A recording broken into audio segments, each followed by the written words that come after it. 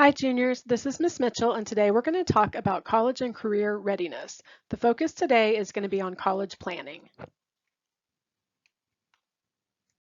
When you think about what you can do after high school, there are literally thousands of options, but they tend to fall into three categories: educate, enlist, or employ. Further education includes anything from a trade school to a community college to a university. It just simply means that you're going to continue being a student. Enlisting refers to joining the military, either full or part-time in any of the military branches. Employment means that you're going to go straight into the workforce, either part-time or full-time. You can often combine two of these things. So for example, you could be a part-time student and a part-time employee. Sometimes people ask about a gap year, and a gap year simply means that you're going to take a year off to kind of find yourself or figure out what you want to do. That's okay, but just know that statistically, most people do not ever go back to further their education if they take a gap year. The reason for that is you probably can't afford to do nothing for a year. And so you're going to get a job. And then at the end of that time, most people don't want to give up their income to go back to school. So if you're kind of unsure, I highly encourage you to at least take maybe one or two classes out at NWAC, and then do kind of a partial gap year, and that will keep you plugged in and used to being a student. Some things that you should be working on during the second half of your junior year include exploring careers, and you can do that through Navient. Most students have only heard of a handful of careers. You could probably sit down and make a list of about 50, but there are thousands of careers.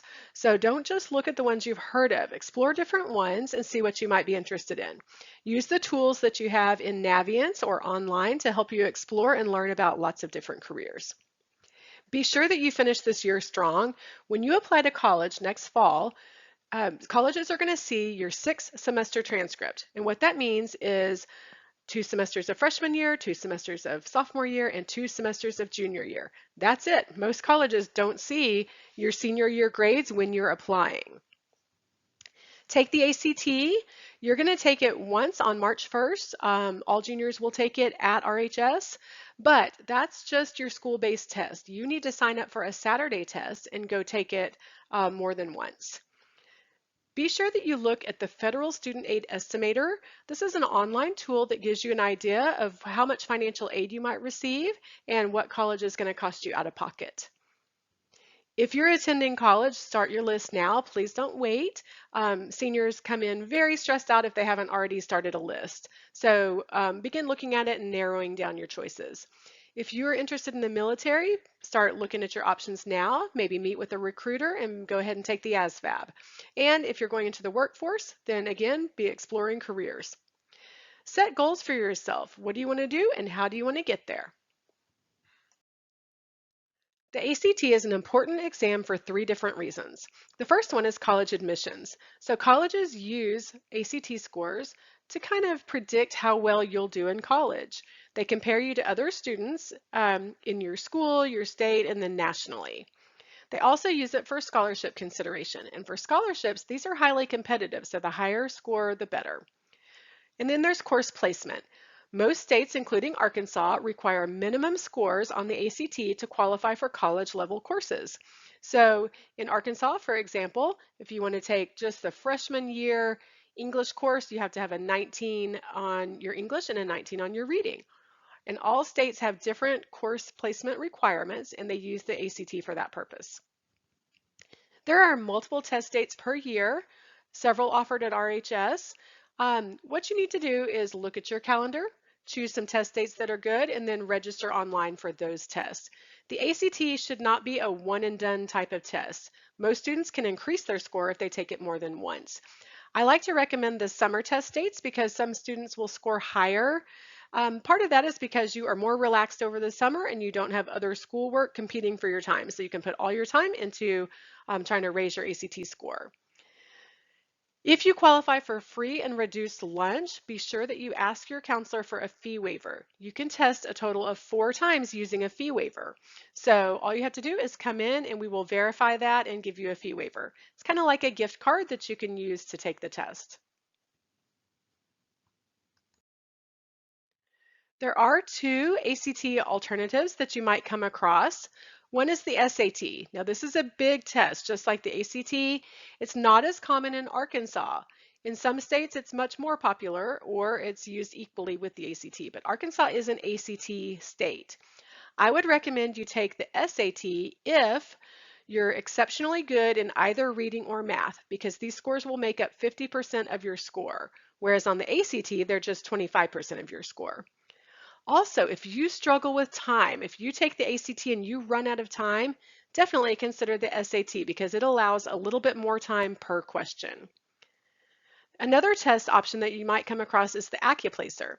This test is used by community colleges such as NWAC and sometimes by four-year universities. Some trade schools will also use it. It's a test very similar to the SAT that you can take online and you get a score immediately. The test is offered at the NWAC Testing Center and at limited times at RHS. At RHS, we charge you $2 per section, and at NWAC, they charge you $10 and you take the whole test. So if you say take the ACT and or the SAT and you're just struggling to get your scores up, talk to your counselor about the AccuPlacer. It might be a good test option for you. I'm going to talk just a little bit about the University of Arkansas, because guess what? That is where most RHS students end up wanting to go. This information you'll notice is for fall of 22 applicants because it's too early for fall of 23. They don't have that application open yet and they have not posted their information. But I wanted to kind of discuss the fall of 22 information for you because it will be very similar for you guys when you apply next year. First of all, the U of A has gone test optional based on your GPA. So let's take a look at this. If your GPA is 3.2 or higher, the U of A is not even going to look at your ACT. They're just going to admit you based on your GPA. If your GPA is below a 3.2, then you have to submit your test scores and they are going to look at those. So just keep that in mind. It will probably be a similar policy for the class of 2023. The U of A does recalculate your GPA onto a 4.0 scale, and the reason they do that is because of differences between different states, different school districts. So they kind of recalculate so that they're comparing everyone on an equal scale. You do not have to use the Common App when you apply to U of A. It is an option, but you don't have to. In fact, if you're only applying to the U of A, we really prefer that you apply from the U of A's website, but use the Common App if you're applying to lots of multiple schools. NWAC is another place that a lot of RHS graduates attend. So here's a little bit of information on NWAC, and again, this is for class of 2022. It's too early for you guys to apply yet, but it'll open up over the summer, and it will be very similar.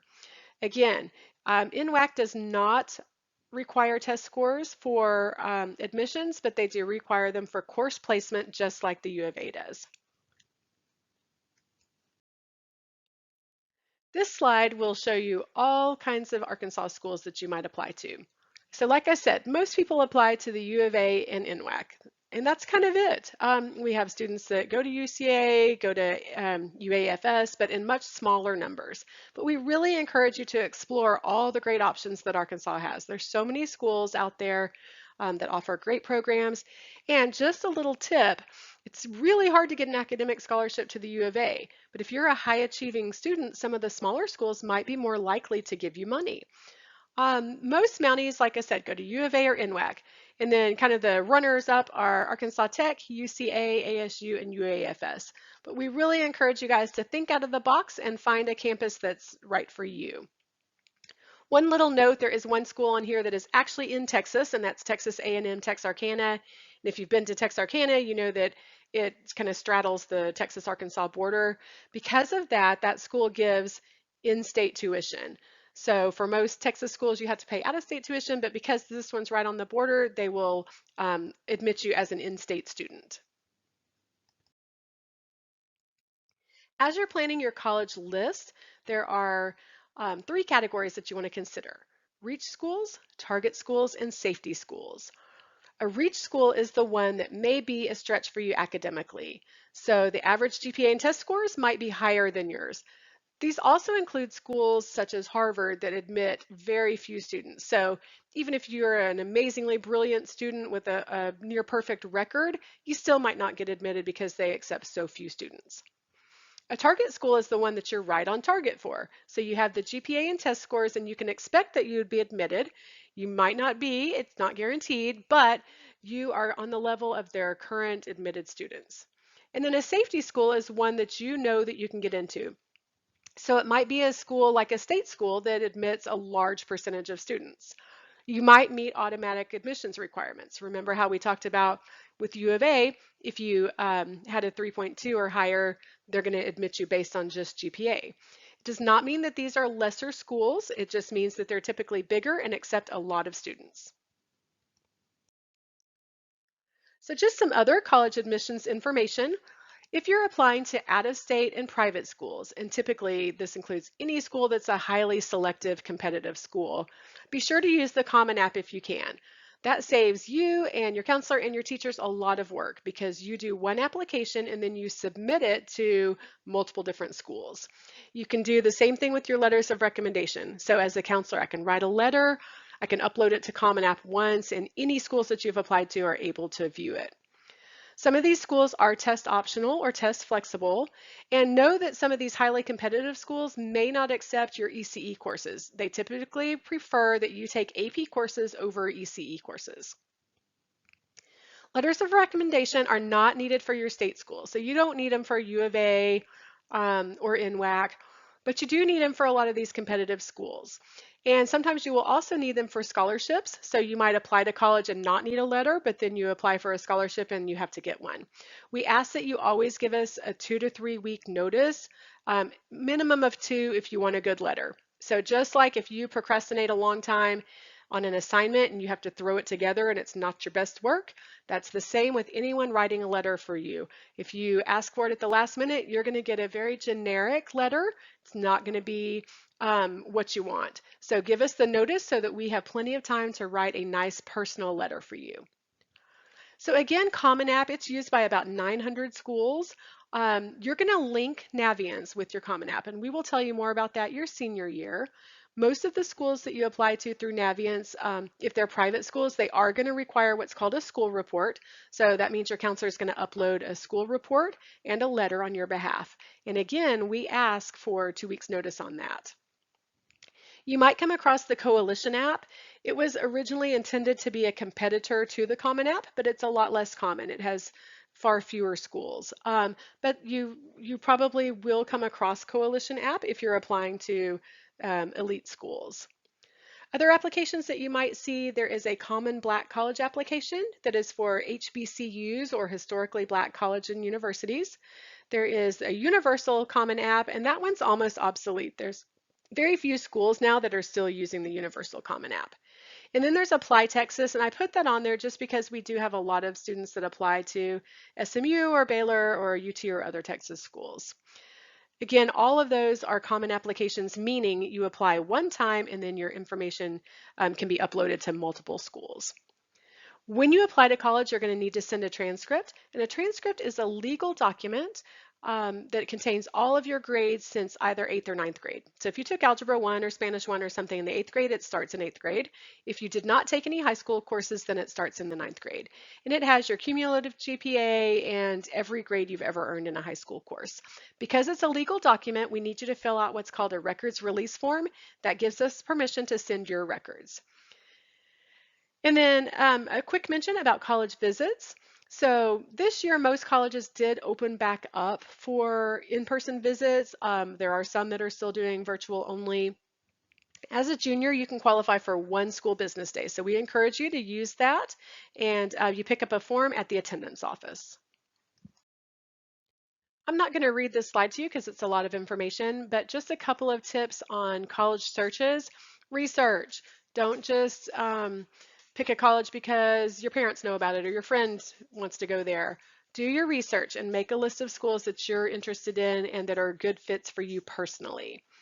We want you to narrow it down. Why? Because it's expensive to apply to a lot of different schools. You do have to pay application fees for most schools, so narrow it down, save yourself some money. If you do qualify for free and reduced lunch, you can get application fee waivers, which will help some, but those are limited. You can't, get 20 of them. So again, narrow down your reach, target, and safety schools. Look at a lot of different factors. You're going to live there. That's going to be your home. So you got to look at the town and the surrounding area and make sure that's someplace that you want to live.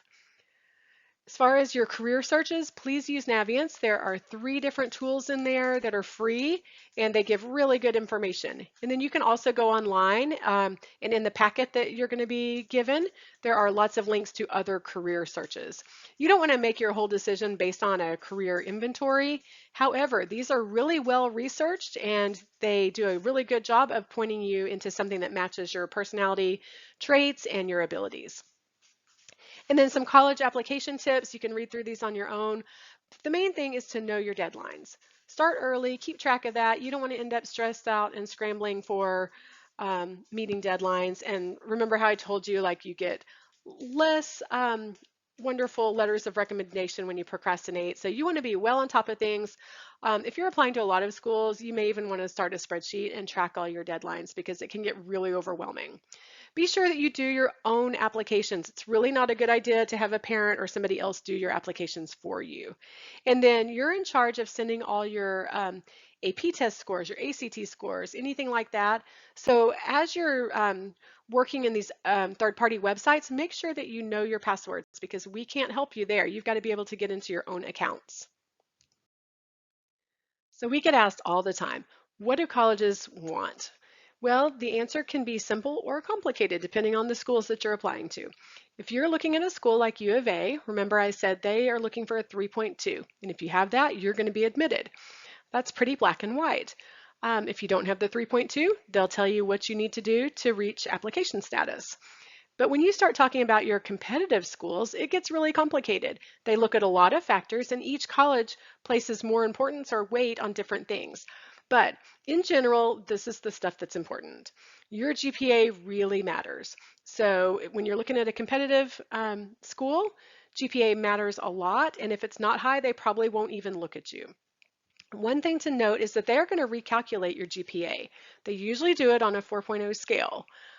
So they're going to knock out a lot of the what they might consider fluff classes such as PE or athletics, and they're going to recalculate your core classes and use that GPA for admissions. They also are going to look at your course selection. So for example, does your school offer AP courses in science and did you take them? Does your school offer AP capstone? Did you do that diploma? Did you take any advanced courses? Do you have opportunities for college level programs? Did you take advantage of those? They're also going to look at test scores. Now, you will come across schools that are test optional, and the number of schools doing that is growing rapidly. But for a lot of these scores, a lot of these schools, you still need test scores. They also will look at your essay, and they're looking at not only how well you write, but what you say in that essay. That's your chance to put some personality in there and let them know who you are. Then they want to know what do you do in your free time? So have you done any leadership? Do you have community service hours? Have you made meaningful use of your free time? They're also going to look at demonstrated enthusiasm in the university. And what that means is you really want to go there. So schools love to know that they're your top choice. Your letters of recommendation can be really important, especially if you're on the fence a little bit with grades and test scores, then letters of recommendation tend to be weighted more heavily. And then they want to look at any kind of special talents, unique skills, or interesting experiences that you've had while you were in high school. These are some terms to know, and again, I am not going to read these to you. You will receive this and you can go through and kind of go over these. But a couple of them are really important. One thing that's important is what's called FERPA. And FERPA is a law that has to do with educational record ownership. So when you are 17 years old or under, your parent is the owner of all your legal records. When you turn 18, you are then the legal owner of everything. So when it comes to ordering a transcript, it's kind of interesting. When you're out of high school, your parent cannot order your transcript any longer because you're an adult and the legal owner of that. Up until you turn 18, your parents have to give permission to order it. So that law will impact you pretty much like the time that you turn 18 or the time that you leave high school. Another important term is first generation, and that refers to a student who is going to be the first generation of the family to attend college. So that means that neither parent has a 4-year degree. It does not include siblings. So you might have an older sibling in college, but you are still a first generation student. Another important term is undergrad. Um, when you are applying to school, sometimes students mess this up on their application. You're an undergrad. They're not talking about graduating from high school. They're talking about graduating from college. So as a high school graduate, you apply as an undergrad. After you get a 4-year degree, then you are a graduate student. Other important terms have to do with testing. Um, Test optional is the most common testing policy that you'll see, and that's a policy that allows you to decide if you submit your test scores for admissions. Now, remember, they still need them for scholarships and they still need them for course placement, but for admissions, they may be optional. Test flexible means that you could send something else. So maybe you don't like your ACT scores and you send in an AP test score instead. Test blind means that they don't look at test scores for admissions at all. A few more things that you need to know if you're applying to highly selective colleges. One thing is the difference between early decision and early action. I usually steer people away from early decision unless you 100% know that you want to go to a specific school. Otherwise, please look at early action. Early decision is binding. It means that if you say you're going to go to that school, you're going there. It's a legal binding contract. Early action is much more open. So if you want to apply to early schools, that's a good idea. A benefit to early action is that you might receive early notification, but this is not true of all schools. So with schools like the U of A, they do what's called rolling admissions, and that means you'll find out 2 or 3 weeks after you apply if you got in. But a lot of the competitive schools don't do that, and you have to wait it out sometimes until as late as May 1st to find out if you get into that school. But with early action, many schools are trying to let you know a little earlier if you get accepted. Another thing that you'll come across is the CSS profile. And this is only probably 10 seniors a year, 20 maybe, have to fill out the CSS profile. It is a financial aid application similar to the FAFSA.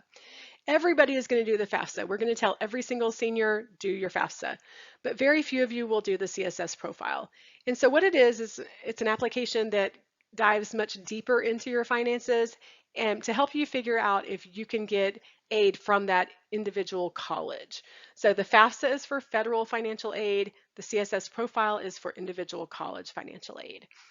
Another thing is the Common App, and we mentioned that briefly. We want you to use Common App when you're applying to multiple schools because it saves everybody a ton of work. You do the application one time and then you submit it to different schools. And then again, these testing terms that are relatively new. 5, 6 years ago, you didn't really hear about test optional or flexible or test blind schools, but now you will hear a lot about them. Keep in mind, again, you still have to have the test scores for course placement and scholarship consideration.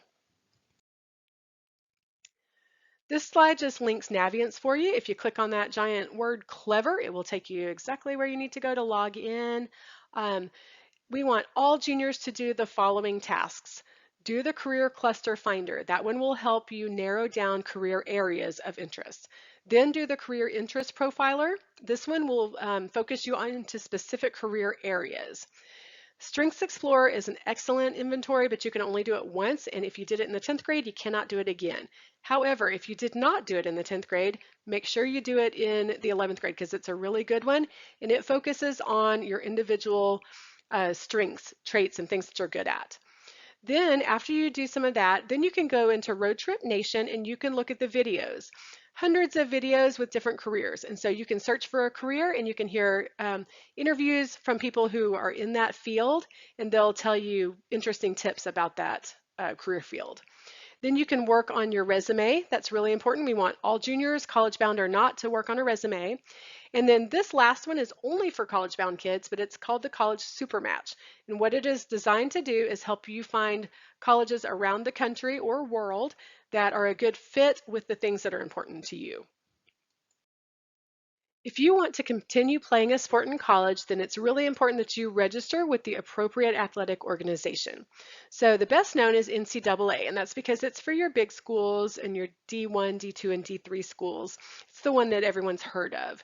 But there's also the NAIA, and that one is for a lot of the smaller universities, both in Arkansas and around the country. And then there's the NJCAA, which is the organization for two-year colleges. You typically do not have to register with that organization. If you aren't sure, if you're going to be ready to play college athletics, you really need to talk to your coach and let your coach give you advice on whether to register or not. It is expensive to register, so you probably don't want to pay that fee if you're not going to be competitive at the college level. So talk to your coaches about that. If you do qualify for free and reduced lunch, then you can see Coach Eford and get a fee waiver from him. On the other hand, if you are being like heavily recruited, you must register for the appropriate organization because there are some legal things making it illegal or unethical for coaches to be recruiting you until you are registered. This is just some very basic financial aid information. You're going to dive much deeper into scholarship and financial aid information as a senior. Ms. Mikowski and I will do another presentation for you at the beginning of your senior year where we really get into financial aid heavily. But the main thing I want you to do right now is click on that little link that says Federal Student Aid Estimator, and that's something that you can do as a junior. You can go ahead and do that, enter your parents' financial information, and it will give you an idea of what you might qualify for when you do your real FAFSA next year as a senior.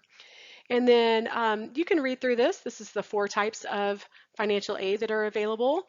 I want to encourage all of you guys to aim towards getting a 19 composite on your ACT score because you can qualify for some big money there with the Arkansas Challenge Scholarship. Um, and then be sure you join Ms. Mikowski's Remind. You can go ahead and get on that, and that way in August when school starts, you will not miss one bit of the scholarship information that she provides to you. This is a little who does what in the counseling center. So counselors will help you with things like basic advising, submitting your Common App forms, writing letters of recommendation, and things like that. We can also give you college application fees if you qualify financially for that. When you need an ACT or an SAT fee waiver, you need to see Ms. Carmen, who's the counseling office secretary. When you need help with scholarships and financial aid, you're going to see the scholarship coordinator. We have a registrar, Miss Wendy, who is in charge of all transcripts and official records, and you order those from her. And then when you want to know about college visits, you see Miss Jackie White in the attendance office. All right, just a few other things. I've mentioned fee waivers. Just a reminder that you can qualify for 4 for the ACT and 4 for the SAT if you qualify for free and reduced lunch. You need to turn in a records release form, so get that turned into the office quickly. That way next year we'll be able to send your records when you request them. Those interested in the military, be sure that you start your research now. Maybe meet with a recruiter, explore the different branches, and consider going ahead and taking the ASVAB. We will offer that again in the fall of your senior year. And don't forget, not everybody has to go to college, but we want you to continue your education because you will earn more money if you do that. So even if you go to a trade school, you can get a trade certificate that will help you increase your earnings over your lifetime. Some trades you will make more than public school employees. I mean, there's some that are really high-paying jobs out there. But continue your education. When you're searching for trade schools, look for ones that accept the FAFSA. You want those schools to accept federal financial aid. Okay, lots of information here that you can read through. This is basically summarizing everything that I've talked about. So go through this and make sure that you're doing everything you need to do this spring semester. If you have not already joined the class of 2023 Google Classroom or your counselor's Remind, we really want you to do that. We will be posting so much information, not just about college and career stuff, but also about upcoming course registration for your senior year. So if you haven't done it, do it today. Okay, to end things here, these are the materials. Kind of be on the lookout for these. We'll send them out over Remind and we'll post them in the Google Classroom. And these are all things that you can refer back to when you have questions about any of this. And I know this is a ton of information. Again, you are not expected to remember all of this, but use your resources. Keep those and you can refer back to those when you have questions.